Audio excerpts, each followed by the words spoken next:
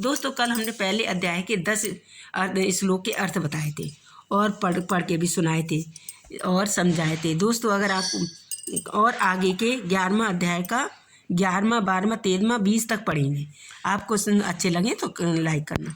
कहीं तपी हुई बालिका से व्यापक और कहीं धड़कते हुए तापमय मार्ग, कहीं अंगार की राशि, कहीं अत्यधिक धुएं से भरी हुई मार्ग पर उसे चलना पड़ता है।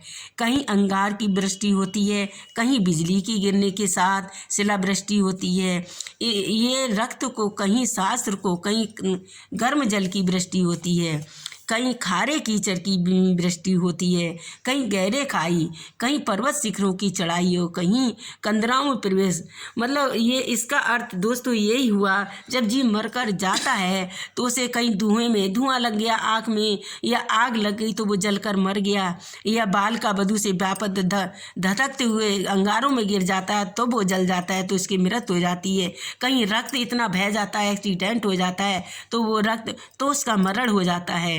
और कहीं कीचड़ में सनकर पता ही नहीं चलता है, उसकी आंखें नहीं खुल पाती हैं, दलदल में धंस जाता है तो उसे मार्ग में आए कीचड़ में वो धंस जाता है और मर जाता है। तो दोस्तों ये गरुड़ पुराण जो हमारा है ऐसे रास्ता दिखाता है मरण की, मतलब जब मृत्यु हो जाती तो उसके बारे में सारा बताते हैं। कहीं गहरी खाई में गिर जाता है, कहीं पर्वत शिखरों पर चढ़ाई कर कर, कहीं कंदराओं प्रवेश में यानी पर्वत पर चढ़कर गिर जाता है। तो इसी प्रकार से अंधकार है तो कहीं दुख है, कहीं जाने योग्य शिलाएँ हैं, कहीं सम्मान रक्त है। इसीलिए ये विष्ठा से भरे हुए तालाब हैं।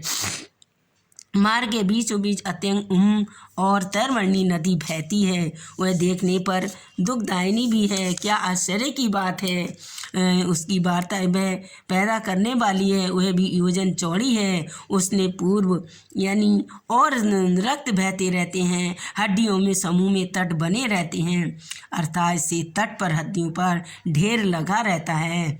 मीस और मक्त के मांस और रक्त की कीचड़ वाली वह नदी दुख में पार करने वाली होती है। यानी जब मृत्यु हो जाती है, हम पाप कर्म करते हैं पाप से, तो हमें ये दुख की यातनाएं भोगने पड़ती हैं। तो इसीलिए